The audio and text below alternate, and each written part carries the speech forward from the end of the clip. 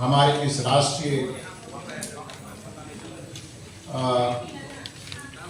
प्रतिनिधि सभा में उपस्थित, और सबसे बड़ी बात है, मेरा सपना पूरा हुआ कि भारत के संविधान फलक में हम लोग की प्रतिनिधि सभा हो।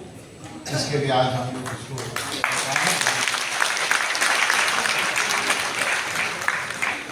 इस कार्यक्रम की अध्यक्षता कर रहे हमारे धर्मगुरु, राष्ट्रीय धर्मगुरु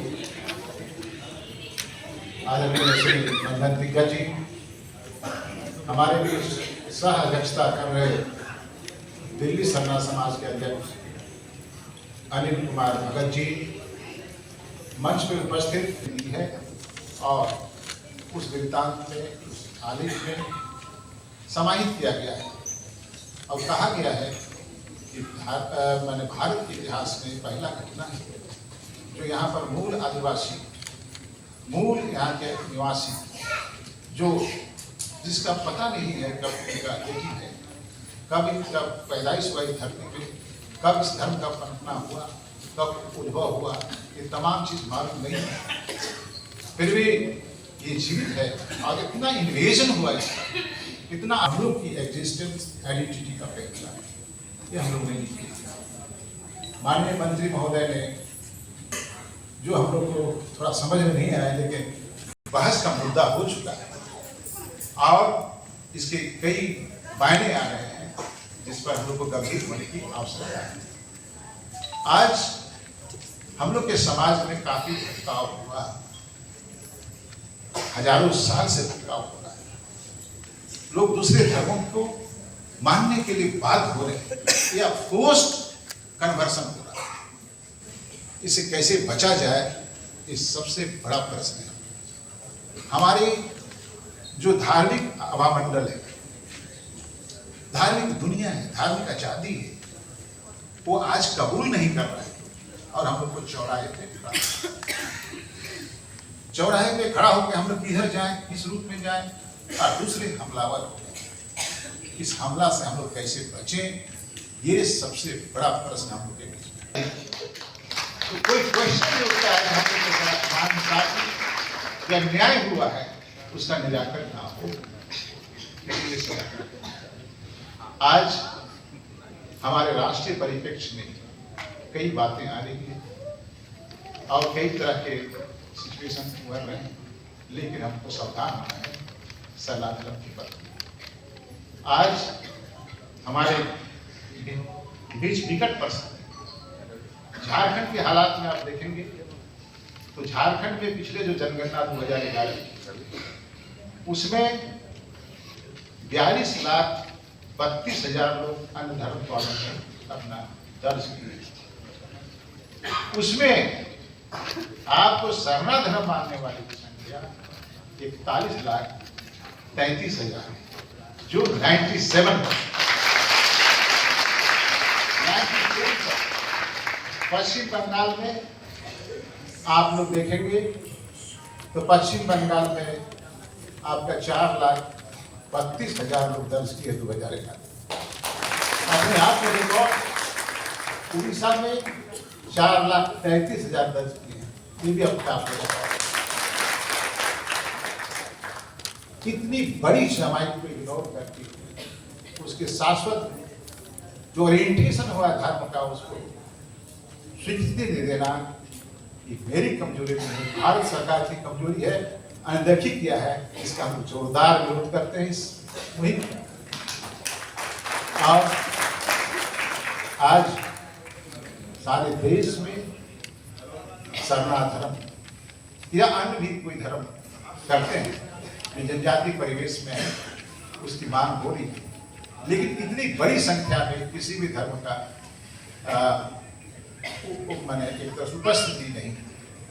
इसलिए दिल्ली के सड़कों पे और भारत सरकार को आज कल में आवेदन देंगे, स्मारक देंगे, स्मारक पत्र समेत भारत के राष्ट्रपति को, प्रधानमंत्री को, गृह मंत्री को, जनजाति मामले के मंत्री को दे चुके हैं और रजिस्ट्रार जनरल ऑफ इंडिया 2 दिन के कार्यक्रम। इस कार्यक्रम में हम लोग ये भी था कि हम लोग ये जो मैटर करते हैं राष्ट्रपति, प्रधानमंत्री, गृह मंत्री, मामले के मंत्री, वो हम लोग ज्ञापन देंगे, लेकिन हम लोग सके नहीं, हम लोग वो लोग से समय निर्धारण नहीं कर सकेंगे। हमको लगता है कि साल खत्म रोज हम लोग के कारणों में जुट गया चलेगा, हम लोग को ये भी कल के दिनों में हम लोग इसको कर पाएंगे। आज मैंने एक ढांचा बनाया था डिस्कशन करने के लिए, बंधन धर्मगुरु जी, उसको हम लोग शायद नहीं फॉलो कर पा रहे हैं, ताकि हम लोग सारे चीज को हम लोग डिस्कशन कर सकते थे। उसमें पहला सत्र में हमने परिगणित किया था 1 बजे से 3 बजे तक, दूसरा सत्र 3:30 से 6 बजे तक, जिसमें काफी हद तक हम लोग कर गए, लेकिन समय को हम लोग पकड़ नहीं पाते हैं, है कि नहीं? ये दुख है, ताकि डिस्कशन में पूरा थ्रेड वाइज डिस्कशन हम लोग नहीं कर पाते। आज कितना बज रहा है? 3 बजे दूसरा सत्र शुरू होने वाला। तो पहला सत्र में जैसे सब्जेक्ट मैटर आ गया, सब हम लोग अवगत हो गए।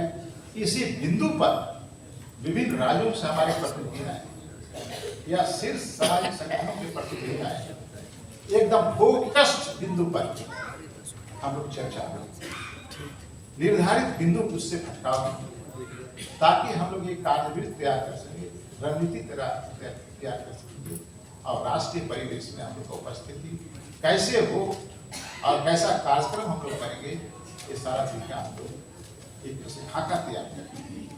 ये जरूरी है सत्र में। तो मैं ज्यादा नहीं कहूँगा, इतना जरूर कहूँगा कि वर्षों का अरमान अब हम लोग को पूरा होता हुआ दिख रहा है, और इतना बड़ी संख्या में विभिन्न राज्यों से आए हैं, ये सबसे बड़ी उपलब्धि है। और आज जनजातीय धर्म की उपस्थिति, की संस्कृति, हम एक चीज और कहना चाहेंगे कि आज धर्म कोड के मिलने से बहुत कोई एक प्रश्न उठाता है, इसे क्या फायदा है,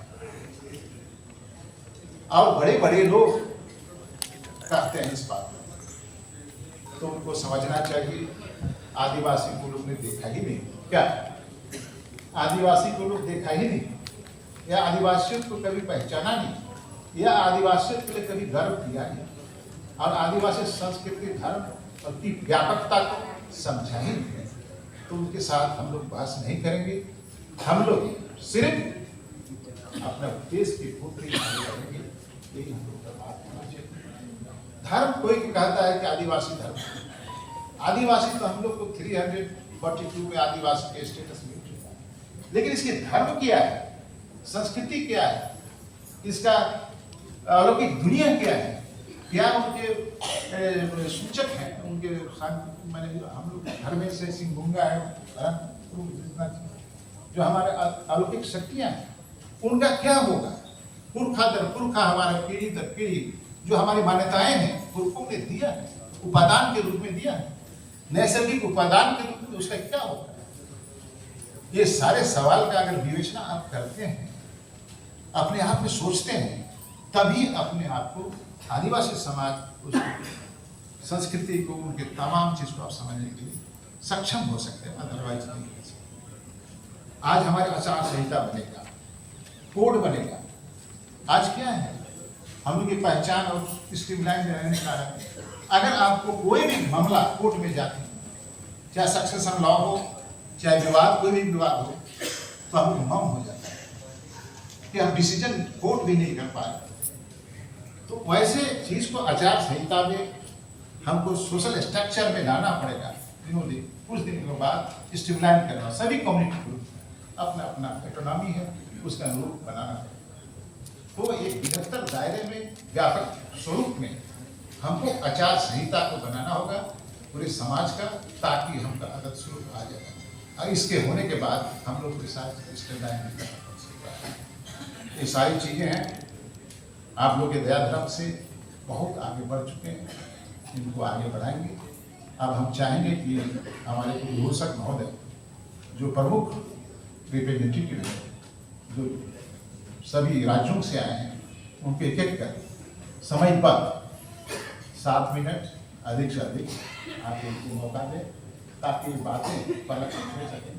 उनका अवधारणा विचार किस सशक्तता के साथ इस कारवां में जुड़ा है और एक मनोवैज्ञानिक एकता के रूप में हम किस तरह से और प्रगाढ़ हो सकेंगे, इस मुहिम को आगे बढ़ाने के लिए बात करेंगे।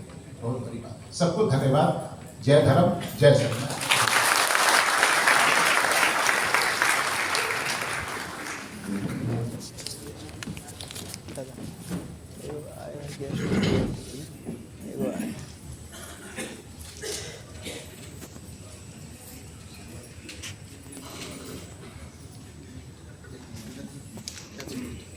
क्या श्रीमती सारो भगत कहाँ की?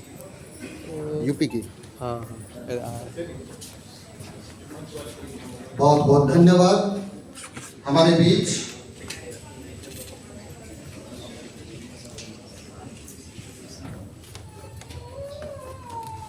बहुत बहुत धन्यवाद हमारे अभिभावक, हमारे मार्गदर्शक डॉक्टर करमाराव सर का, जिन्होंने हमें हमारे सरना धर्म के विषय में हम लोगों को बतलाया कि हम आदिवासी समाज के लोग, आज अगर आदिवासी अगर हमारा शरीर है तो ये सरना धर्म हमारी आत्मा है।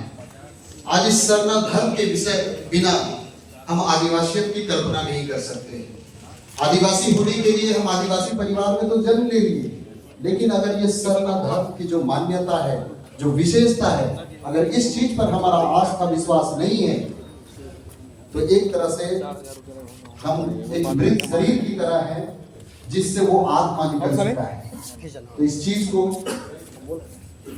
इस बात को अपनी बातों के माध्यम से और अपने आंकड़ों के माध्यम से हमारे डॉक्टर करमाराव सर ने रखने का काम किया।